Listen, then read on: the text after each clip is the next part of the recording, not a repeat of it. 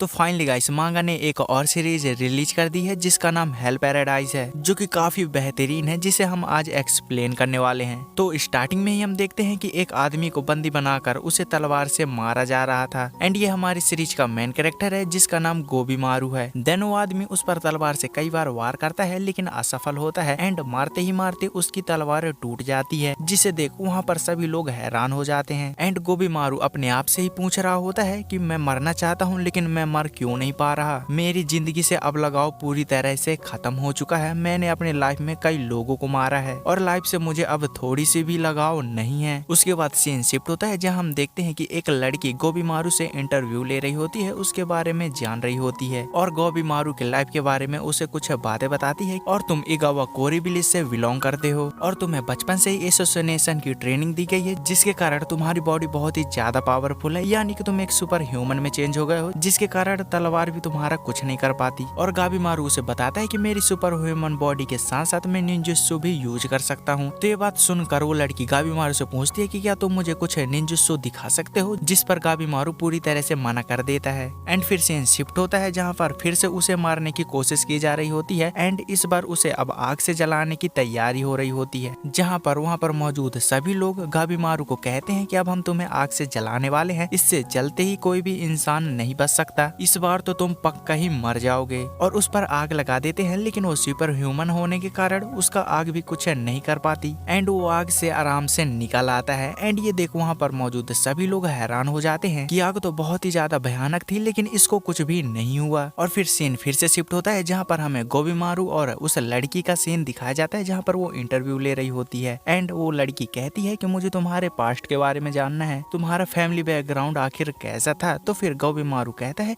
कि मेरा family background इतना अच्छा नहीं था, ना ही इंटरेस्टिंग था, लेकिन वो लड़की कहती है कि मुझे तुम्हारे बारे में सब कुछ जानना है, यही मेरा काम है। तो इस पर गोबी मारू अपने फैमिली के बारे में बताता है जहाँ हम उसके कुछ फ्लैशबैक देखते हैं जहाँ हमें पता चलता है कि मेरे पेरेंट्स को हमारे विलेज के चीफ ने मार दिया था, पता नहीं क्यों, और मुझे अब जानना भी नहीं है और इससे ज्यादा तो मुझे कुछ पता भी नहीं है। एंड मेरे ना ही तो कोई सपने हैं ना ही कोई ख्वाहिश है, क्योंकि मैं एक शिनोबी हूँ और शिनोबी का काम केवल लोगों को मारना होता है। देन वो लड़की पूछती है कि तुम यहाँ पर आखिर कैसे पकड़े गए, जहाँ गोबी मारू बताता है कि मैं और मेरे कुछ साथी विलेज से भागने की कोशिश कर रहे थे, तभी वहाँ पर हमें कुछ लोग आकर पकड़ लिए और मेरे साथियों ने मुझे धोखा देकर वहाँ से भाग गए। और मेरे पकड़े जाने का सबसे बड़ा कारण हमारे विलेज के चीफ का है, क्योंकि हमारे विलेज के चीफ किसी को भी विलेज से नहीं निकलने देते। देन इस पर वो लड़की पूछती है कि तुम आखिर उस विलेज से भागना ही क्यों चाहते थे। और फिर सीन फिर से शिफ्ट होता है जहाँ पर इस बार गोबी मारू को मारने के लिए दो बैलों को उपयोग किया जा रहा था, जहाँ पर गोबी मारू के पैर की रस्सियों को दोनों बैल के ऊपर बांध दिया गया था। एंड इसमें होता है ऐसा कि दोनों बैल अलग अलग दिशा में भागते और उनकी ताकत से गोबी मारू बीच से कट जाता है, लेकिन जैसा इन लोगों ने सोचा होता है वैसा कुछ भी नहीं होता। गोबी मारू सुपर ह्यूमन होने के कारण वो बैल भी उसका कुछ नहीं बिगाड़ पाते और वहीं पर ढेर हो जाते हैं। और फिर ये देख गोबी मारू के पास वो लड़की आती है एंड कहती है कि तुम कहते हो कि मैं मरना चाहता हूँ लेकिन तुम इसमें भी रजिस्ट कर रहे हो, और हैरानी की बात तो ये है कि तुम आखिर अपने विलेज से भागना ही क्यों चाह रहे थे।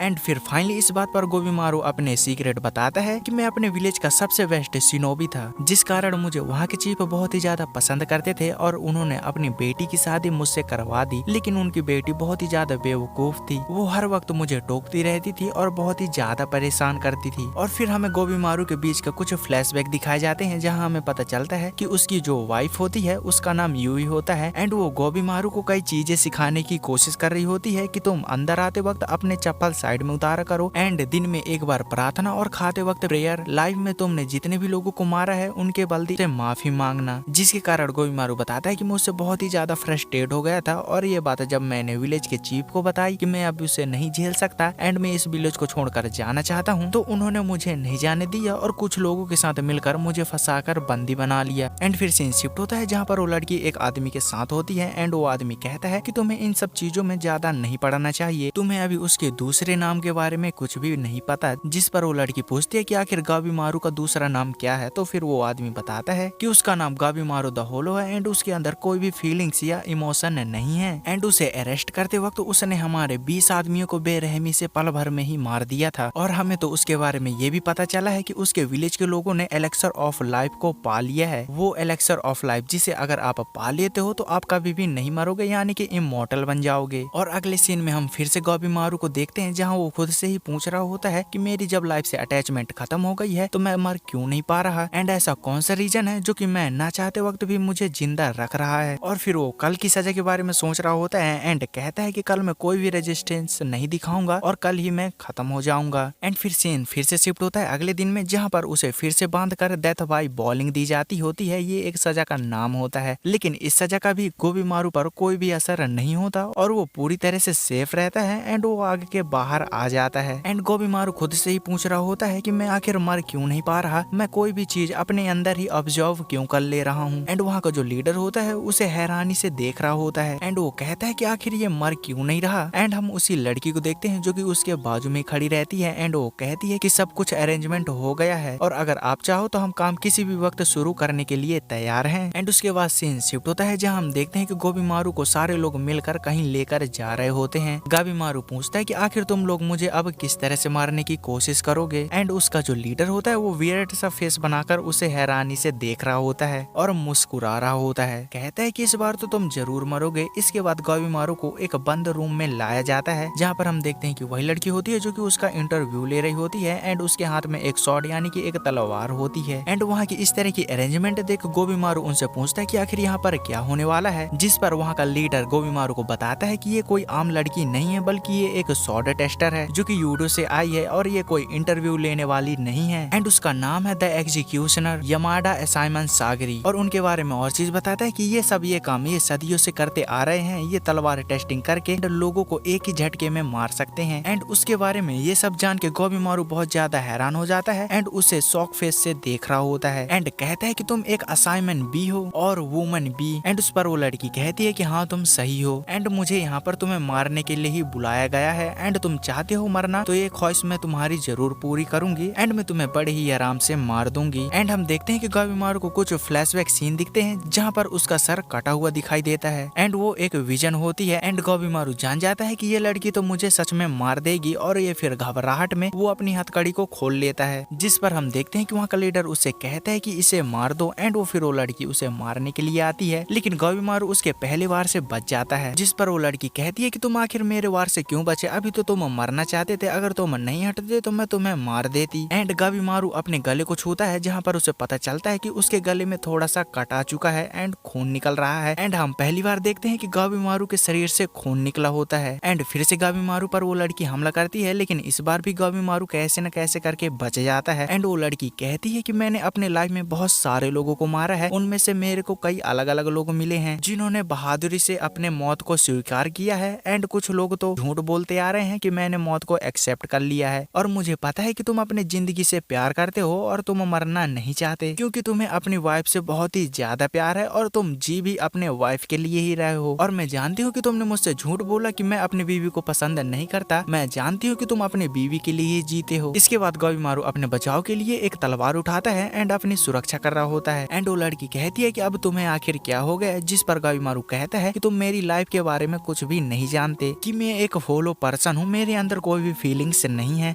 इसके बाद हमें गोबीमारू के कुछ लाइफ के पल दिखाए जाते हैं जहाँ पर हम देखते हैं कि उसकी वाइफ उसे इनकरेज कर रही होती है कि तुम एक काइंड पर्सन हो, तुमने मेरा फेस जला होने के कारण भी मुझसे नफरत नहीं की। हाँ मैं जानती हूँ कि हमारे विलेज में लड़कियों को केवल बच्चे पैदा करने और आदमी को केवल लड़ने ही दिया जाता है और हमें दूसरों की तरह नहीं बनने दिया जाता है, इसलिए यही कारण है कि मेरे बाप ने मेरे चेहरे को जलाया क्योंकि मेरा बाप नहीं चाहता था कि मैं एक ऑर्डिनरी वुमेन बनूं। एंड अपनी ये बात पूरी करने के बाद वो गोबीमारू को एक किस देती है, जिस किस के बाद गोबीमारू के चेहरे पर मुस्कान आ जाती है, वो ब्लश करने लगता है, जिस पर उसकी वाइफ कहती है कि तुम देखो एक तुम काइंड पर्सन हो ना कि तुम होलो हो, तुम्हारे चेहरे पर एक मुस्कान है। एंड इस पर फिर फ्लैशबैक खत्म हो जाता है जहाँ पर हम देखते हैं कि गोबीमारू कहता है कि मैं एक नॉर्मल लाइफ जीना चाहता था, इसके लिए मैंने लोगों को मारना छोड़ दिया एंड मैं चाहता था कि मैं अपने वाइफ के साथ एक शांति से जिंदगी बिता सकूं। एंड फिर इस बात को मैंने अपने विलेज के चीफ को बताया कि मैं आपकी बेटी के साथ एक नॉर्मल जिंदगी जीना चाहता हूँ, मैं इन सब चीजों से दूर रहना चाहता हूँ और मैं इस विलेज से निकलना चाहता हूँ। और गोबीमारू उस लड़की को बताता है कि ये सब करना इम्पॉसिबल है, जिस पर वो लड़कियां कहती है कि ये सब पॉसिबल है एंड उसे फिर एक एग्रीमेंट दिखाती है एंड कहती है कि तुम एक नॉर्मल लाइफ जी सकते हो, इसके द्वारा तुम्हारे ऊपर लगे सभी चार्जेस को हटा दिया जाएगा, यहाँ तक कि तुम्हें ऊपर से प्रोटेक्शन भी दी जाएगी, जिसके कारण तुम्हें कोई भी परेशान नहीं करेगा और ना ही मारने की कोशिश करेगा। लेकिन तुम्हें ये एग्रीमेंट एक कंडीशन पर ही मिल सकता है, तुम्हें अंडरवर्ल्ड जाना पड़ेगा। जिस बात को सुनकर गोबीमारू बहुत ही ज्यादा हैरान होता है एंड कहता कहता है कि मतलब मुझे अदर साइड जाना होगा और तुम क्या चाहती हो कि मैं वहाँ जाकर मर जाऊं। एंड इस पर वो लड़की कहती है कि मैं ऐसा कुछ भी नहीं चाहती, मैं अभी अभी पता चला है कि वहाँ पर एक जगह है सिनसेंसियो। एशियन टाइम से ये बिलीव किया जा रहा है कि लोग उसे हेल पैराडाइस या फिर अदर साइड और हेवन कहते हैं। ये जगह अभी हाल ही में ही डिस्कवर की गई है एंड एजेंट्स का कहना है कि तुम लोग एलेक्सर ऑफ लाइफ उसे तुम जाकर अदर साइड में खोज सकते हो। और गवर्नमेंट ने वहाँ पर बहुत सारे लोगों को सर्च करने के लिए भेजा, लेकिन वहाँ से कोई भी वापस नहीं लौटा। वो जब भी लौटे तो वो मरे हुए एंड फूलों के साथ ही आए। इसलिए वहाँ के शोगन ने डिसाइड किया है कि हम लोग उन लोगों को वहाँ पर भेजेंगे जिनके ऊपर डेथ नोट जारी किया गया है एंड उन सारे लोगों को इकट्ठा करके उन आइलैंड पर भेजना है। और जो भी व्यक्ति अगर उसे एलेक्सर ऑफ लाइफ को खोज लेता है तो उसके ऊपर से सारे चार्जेस को हटा दिया जाएगा और उसे नॉर्मल लाइफ जीने का एक मौका मिलेगा। एंड इस पर वो लड़कियां बोलती है कि इसलिए मैं यहाँ पर आई हूँ ताकि मुझे एक पोटेंशियल व्यक्ति मिल सके जो कि ये काम कर ले। एंड गाबीमारू को कहती है कि मैं जब यहाँ पर आ रही थी तो मुझे तुम्हारे वाइफ के बारे में भी पता चला जो कि अब भी तुम्हारा इंतजार कर रही है, इस उम्मीद में कि तुम एक दिन उसे लेने जरूर आओगे। एंड वो लड़की उस पर कहती है कि अगर तुम नॉर्मल लाइफ जीना चाहते हो, अगर तुम अपने वाइफ से प्यार करते हो या फिर एक अच्छी जिंदगी बिताना चाहते हो तो तुम्हें उस आइलैंड पर जाना होगा और तुम्हें एलेक्सर ऑफ लाइफ को खोज कर लाना होगा। एंड ये सुनने के बाद वहाँ का लीडर बहुत ही ज्यादा गुस्से में आ जाता है एंड वो सब ये चीज को इनकार कर रहा होता है और फिर वो अपने लोगों को उन दोनों को ही मारने के लिए कह देता है। एंड लड़की की इस बात को सुनकर गोबीमारू बहुत ही ज्यादा इमोशनल हो जाता है एंड उसके आंखों से आंसू निकलने लगते हैं क्योंकि उसे जीने की एक होप जो मिल चुकी थी। एंड इस पर फिर गोबीमारू कहता है कि तुम क्या मेरा निंजुत्सु देखना चाहती हो। और इसके बाद फिर गोबीमारू उसे अपना निंजुत्सु दिखाता है जहाँ फिर वो पल भर में ही सारे लोगों को मार देता है एंड उनके ऊपर बैठा होता है एंड उसके शरीर में चारों तरफ ही आग लगी होती है और फिर वो थोड़ी देर बाद ही नॉर्मल हो जाता है। एंड गोबीमारू कहता है कि एंड मैं अब उसे खोजने जरूर जाऊंगा, इसके लिए मुझे अब क्या करना होगा। तो फिर वो लड़की बताती है कि पहले हमें ईडो जाना पड़ेगा, जिस पर गोबीमारू कहता है कि हम वहाँ पर सीधे नहीं जा सकते। तो वो लड़की कहती है कि अगर तुम्हें इससे कोई ऐतराज है तो हम ये डील अभी यहीं पर रोक सकते हैं, लेकिन गोबीमारू कहता है कि मैं ये ऐसा नहीं चाहता, मैं जरूर जाऊंगा। अब चाहे मुझे किसी मिस्टीरियन आइलैंड जाना पड़े, चाहे मुझे किसी से लड़ना ही क्यों न पड़े, मैं सब कुछ सही करके रहूंगा। एंड ये एपिसोड यहीं पर खत्म हो जाता है। आगे फिर इसके साथ क्या होगा ये हमें अगले एपिसोड में पता चलेगा। तब तक के लिए आप और अपनी फैमिली का ध्यान रखिएगा। मैं मिलता हूँ आपसे किसी नेक्स्ट वीडियो में। बाय।